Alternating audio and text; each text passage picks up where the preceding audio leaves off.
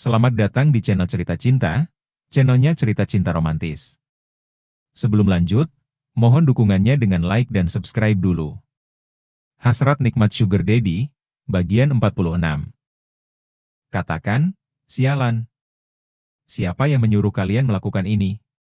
Kembali, tinju keras mendarat di wajah dua pria itu. Brengsek. Ampun. Salah satu dari mereka buka suara. Apa? Kau mau bicara sekarang? Tanya Arfan mendekatkan wajahnya, menjambar rambut pria yang wajahnya sudah tak bisa dikenali itu. Mereka tampak menyedihkan dengan mata bengkak juga berdarah, mulut pria itu bergetar. Katakan, sialan. Atau aku akan membunuhmu secara perlahan, hingga kau menyesal telah berurusan denganku. Ancam Arfan menampar wajahnya. Pria itu bergumam. Lara, ucapnya terbata. Bicara yang jelas. Atau aku potong lidahmu. Bentak Arfan berteriak sambil mendorong kepalanya. Lara. Pria itu kini berteriak. Satria menahan napas. Siapa? Brengsek? Lara. Bu Lara yang menyuruh kami untuk mengikutimu dan mengambil fotomu dengan perempuan itu. Berapa lama? Lagi, Arfan melayangkan tamparan keras di wajah pria yang satunya. 2 minggu, jawabnya lemah. Sialan. Arfan menendang mereka bergantian, lalu berhenti, dan mundur. Kemudian duduk di kursi mengistirahatkan tubuhnya yang mulai lelah, energinya terkuras habis karena berjam-jam terus memaki dan memukuli dua orang pria itu. Arfan menyulut udut dan menghisapnya kuat-kuat, lalu kekahan keluar dari mulutnya. Anda dengar sendiri, Pak? Saya rasa semuanya cukup jelas sekarang. Arfan menghisap rokoknya lagi, lalu meniupkan asapnya ke udara. Satria Nicholas Mahardika sudah mulai lengah. Anda mulai bisa dikelabui sekarang, ucapnya dengan nada sarkas.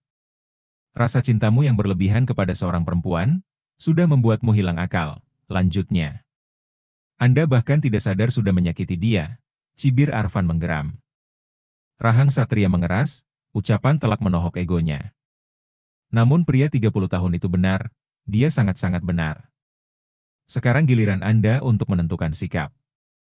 Apa hanya akan berdiam diri membiarkan kekeliruan ini berlarut-larut? Atau menyelesaikannya sesegera mungkin?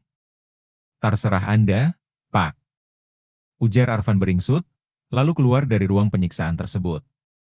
Sekarang di mana dia? Tanya Satria setengah berteriak, membuat Arfan menghentikan langkahnya sejenak, lalu berbalik. Dia hanya pergi ke tempat dia merasa aman. Jawab Arfan, lalu kembali melangkah. Lepaskan mereka. Bawa ke rumah sakit. Ujar Arfan berteriak, lalu para penjaga melaksanakan perintahnya. Satria berlari keluar tanpa permisi melewati Arfan, yang berjalan dengan santai sambil menyalakan sebatang udut lagi dan menghisapnya dengan nikmat. Seringaian terbit di bibirnya. Dasar bodoh. Geramnya nyungir. Satria keluar dari dalam lift dengan segera. Menempelkan kaicar pada alat sensor di pegangan pintu, lalu menerobos masuk unit penthouse miliknya. Via. Panggilnya setelah dia berada di dalam. Via. Katanya lagi, mencari di semua ruangan. Hening. Tak ada tanda-tanda kehidupan di dalam sini. Tak ada lampu yang menyala, tirai masih tertutup rapat. Bahkan setengah cangkir kopi masih terletak di meja makan, bisa dipastikan itu sisa Sofia 3 hari yang lalu. Terlihat dari bekas lipstik yang ada di pinggir gelasnya. Satria menghela napasnya dalam, dia berjalan gontai ke kamar mereka. Aroma mas vanila menguar begitu saja ketika dia membuka pintu, seakan-akan penghuninya masih ada. Namun tetap dia merasa kecewa, karena pada kenyataannya si penguasa ruangan itu memang tidak ada di sana. Satria berdiri di tengah ruangan, menatap kamar itu sekeliling. Biasanya perempuan itu akan datang menyambut kedatangannya. Ingat terakhir kali dia pulang dan memasuki kamar itu, Sofia hampir berlari sambil meloncat-loncat seperti anak kelinci. Atau dia akan menyuruhkan kepalanya dan menggerak-gerakkan wajah di dadanya, seperti anak kucing yang bertemu tuannya. Rasa rindu tiba-tiba menyeruak dalam dada. Ah, sudah terlambat. Dia sudah pergi, Satria. Bisiknya dalam hati. Satria menatap tempat tidur mereka. Ponsel Sofia tergeletak begitu saja, di samping sebuah paperbag berukuran kecil, yang sepertinya sengaja diletakkan di sana.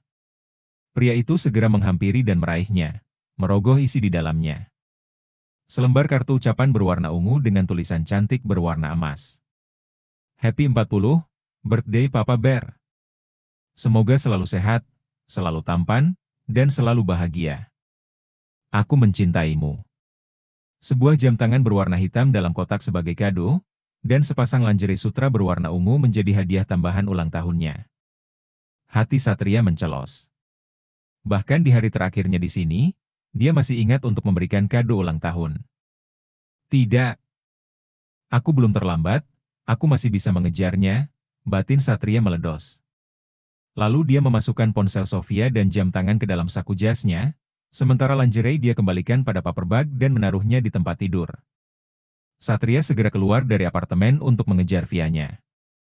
Sofia tiba di rumah orang tuanya, disambut teriakan riang putri sematawayangnya, Dikta. Namun orang tuanya tak seceria cucu mereka. Pasangan itu tahu ada yang tak beres dengan putri mereka, yang datang seorang diri menggunakan taksi online tanpa membawa apapun.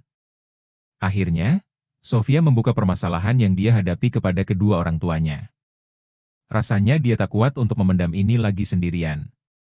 Tentu tanpa mengatakan bahwa Satria telah melontarkan hinaan menyakitkan dan menghantamnya dengan meja kaca di apartemen Arfan, karena ayahnya bisa saja meradang. Tapi kali ini tanpa berderai air mata, walau wajah dan suaranya terdengar sendu. Ayah mengusap punggungnya dengan lembut. Menyalurkan kekuatan untuk putri sematawayangnya, yang tengah bersedih, tanpa banyak kata. Pada dasarnya Lara hanya mempertahankan apa yang menjadi miliknya. Tidak ada satupun perempuan di dunia ini yang rela berbagi. Bahkan ahli agama sekalipun, yang pasti sudah paham baik dan buruknya berpoligami, apalagi kita orang awam. Tapi itu keputusan kalian dulu, kalian tentu lebih paham konsekuensinya seperti apa. Ayah dan ibu sebenarnya tidak setuju, dan khawatir hal seperti ini akan terjadi. Tapi kami percaya, Satria sudah paham dengan apa yang dia lakukan. Tapi kenyataannya malah seperti ini. Coba posisinya dibalik. Ketika suami kamu yang tiba-tiba menikahi perempuan lain, apa kamu akan diam saja dan hanya menerima? Ibu kira kamu juga akan melakukan hal yang sama. Itu manusiawi untuk mempertahankan milik kita. Tapi mungkin dengan cara yang berbeda, untuk mempertahankan rumah tangga kalian, tidak seperti yang dilakukan Lara kepadamu. Maaf aku mengecewakan kalian, kiri Sofia berbisik. Ayah menggeleng. Ini jalan hidup yang harus kamu tempuh, tidak ada yang bisa menghalangi. Kecewa sudah tentu kami merasakan, tapi kita tidak bisa menghindar, bukan? Satu-satunya hal yang harus kita lakukan adalah ikhlas menerima ini semua, walaupun itu memang tidak mudah. Sofia terdiam. Lalu sekarang keputusan kamu bagaimana? Ayah bertanya. Aku tidak tahu. Jawab Sofia menghela napas dalam, seolah sedang memikul beban berat. Berpikirlah dengan kepala dingin. Jangan tergesa agar kamu tidak menyesal nantinya, ujar ayah melanjutkan. Mungkin aku mau pergi dulu, jawab Sofia. Kemana? Tanya ibu menyela. Aku mau mencari tahu tentang orang tuaku. Orang tua kamu? Tanya ayah terperanjat, kamu sudah tahu di mana mereka? Sofia mengangguk. Ayahnya Kak Niko mengenal orang tuaku, dan memberi alamatnya. Mungkin aku akan ke sana untuk melihat makam mereka. Makam? Tanya ayah dan ibu bersamaan. Sofia mengangguk. Mereka sudah meninggal, dia menatap wajah dua orang parubaya di depannya. Aku harus meyakinkan kalau mereka memang orang tuaku, dan masih memiliki keluarga di sana. Ayah dan ibu terdiam sebentar. Pergilah, cari tahu jati dirimu yang sebenarnya, ucap ayah mendukung keputusannya. Sebuah travel bag dan tas selempang kecil, menjadi teman perjalanan Sofia pagi itu. Diantar kedua orang tuanya ke depan pagar, di mana mobil sewaan telah menanti sejak subuh. Jangan khawatirkan Dikta, dia akan baik-baik saja, ujar ayah Sofia menguatkan. Apa jadinya aku tanpa kalian? Gumam Sofia menggenggam tangan kedua orang tuanya dengan erat. Itulah gunanya keluarga. Ada saat kamu terpuruk, dan akan selalu mendukung semua keputusanmu selama itu baik bagimu, ucap ibu menyela. Pergilah sekarang, sambung ayah. Sofia menghambur ke pelukan kedua orang tuanya. Aku tidak akan lama. Setelah mengetahui dari mana aku berasal, aku pasti pulang.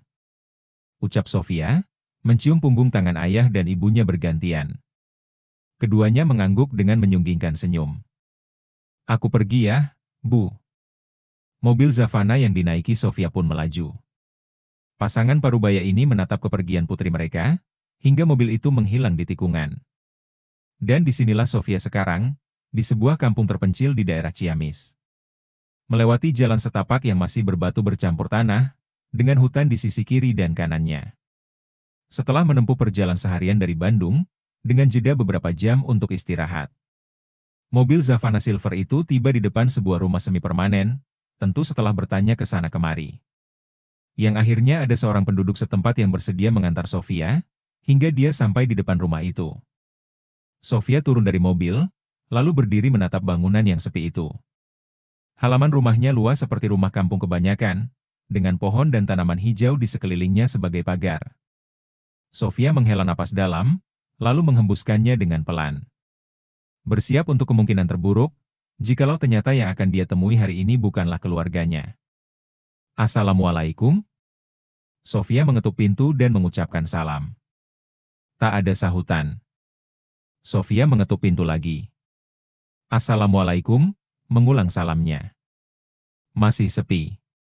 Lama dia berdiri di depan pintu, lalu setelah dirinya hampir menyerah dan memutuskan untuk pergi, tiba-tiba pintu terbuka. Seorang perempuan parubaya keluar dengan raut wajah terkejut. Arini? Ucapnya, kemudian menjerit lalu tak sadarkan diri. Bersambung.